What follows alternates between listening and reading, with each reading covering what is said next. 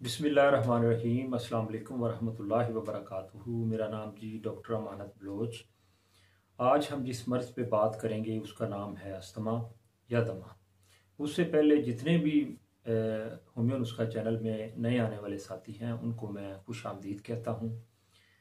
तो अस्थमा या दमा ये सांस की बीमारी है और इसमें सांस की जो बारीक नालियाँ हैं उनका तशन्नुज हो जाता है और उस तशन्नुज की वजह से सांस की तंगी हो जाती है।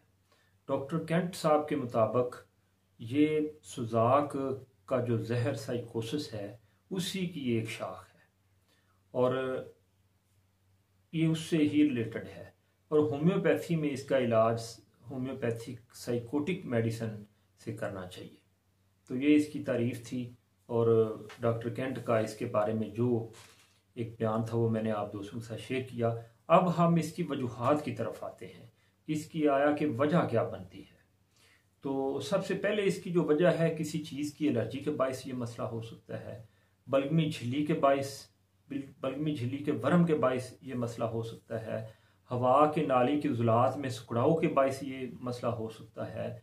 इसी तरह किसी दवा के ख़ास तौर पर जैसे पेनिसिलिन या एस्प्रिन के से हसास होने की वजह से भी ये मसला पेश आ सकता है। और ये बीमारी अक्सर मूसी भी हुआ करती है, यानी विरासत में भी ये मिल सकती है।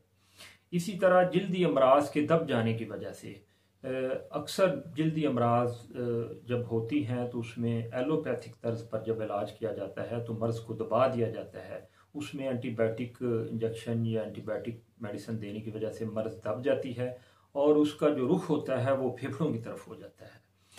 तो जल्दी अमराज के दब जाने की वजह से भी ये मसला पेश आ सकता है।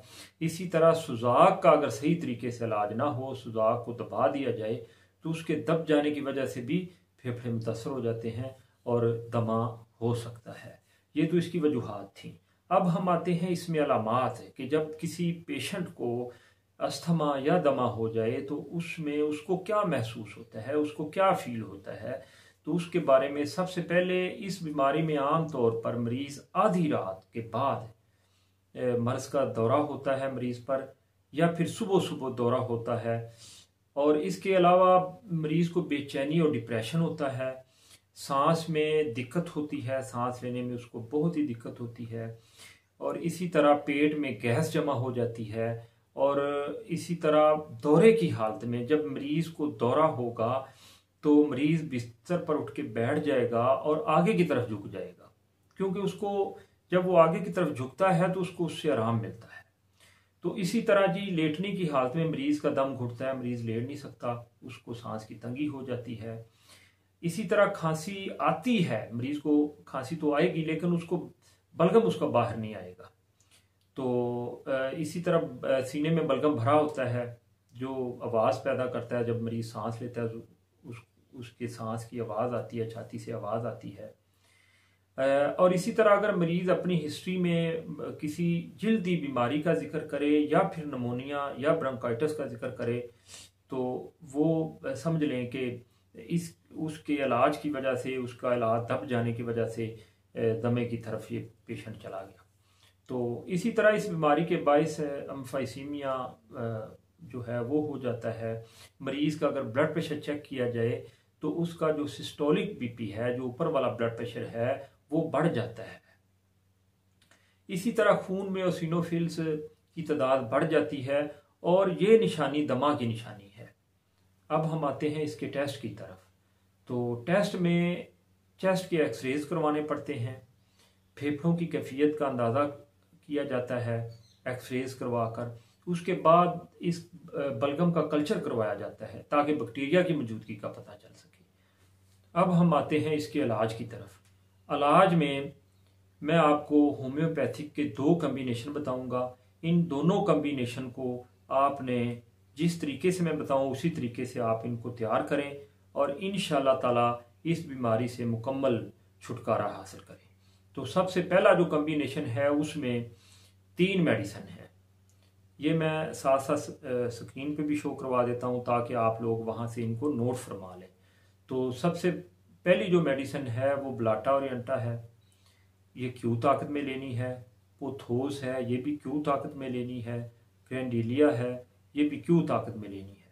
तो इन तीनों को जब आप होम्योपैथिक स्टोर पे जाएं तो इन तीनों मेडिसन्स को बराबर मिकदार में एक शीशी में इकट्ठा कर लें और 30-30 कतरे सुबह दोपहर शाम हाफ कप पानी में दिन में 3 दफ़ा पेशेंट को पिलाएं जो दमे का मरीज़ है। अब मैं इसका दूसरा जो कम्बिनेशन है जो इसके इसी कम्बिनेशन के साथ देना पड़ेगा वो है, उसमें 4 मेडिसन है। सबसे पहली मेडिसन है आर्सेनिकम अल्बम, दूसरी मेडिसन है एंटमटार्ट, तीसरी मेडिसन है एपिकाक और चौथी मेडिसन है नेट्रम सल्फ। ये चारों मेडिसन जो हैं ये 30 ताकत में ले आएँ और इनको बराबर मिकदार में किसी शीशी में मिक्स कर लें और हिला लें। इनको हिलाने के बाद सुबह दोपहर शाम 5-5 कतरे पेशेंट को पिलाएं। इंशाल्लाह ताला ये दोनों कम्बिनेशन जब आप तैयार करेंगे और इन दोनों का जब आप इस्तेमाल करें तो इन दोनों को आपस में जो है वो कम से कम 5 मिनट का वक्फा इनमें रखें या 10 मिनट का वक्फा रखें। एक कम्बिनेशन की मेडिसिन लें, फिर 10 मिनट के बाद दूसरा कम्बिनेशन की मेडिसिन लें, 10 मिनट के वक्फे से इनको यूज़ करते जाएं। तो इंशाल्लाह ताला दमा से इंशाल्लाह आपकी जान छूट जाएगी। और इसी तरह इसका अगर मैं इन मेडिसिन के साइड इफ़ेक्ट की तरफ आऊँ तो इंशाल्लाह ताला इसके ऐसे कोई साइड इफ़ेक्ट नहीं है, क्योंकि ये नेचुरल तरीक़ाकार इलाज है और इसमें मुख्तलिफ जड़ी बूटियों के अर्क हैं इन अद्वियात में। तो इंशाल्लाह ताला इसका कोई साइड इफ़ेक्ट नहीं है। इसको आप 3 माह 6 माह जब तक आपकी मर्ज़ ठीक नहीं होती आप उस वक्त तक इसको ले सकते हैं। तो नेक्स्ट जी, मेरी आप तमाम साथियों से गुजारिश है कि आप मेरे इस चैनल को सब्सक्राइब करें, बेल आइकन के बटन को दबाएं और अगर मेरी ये वीडियो आपको पसंद आई है तो इसको लाइक कर दें। बहुत शुक्रिया जी, दुआओं के साथ सलामत रहें। अस्सलाम वालेकुम वरहमतुल्लाहि वबरकातुहू।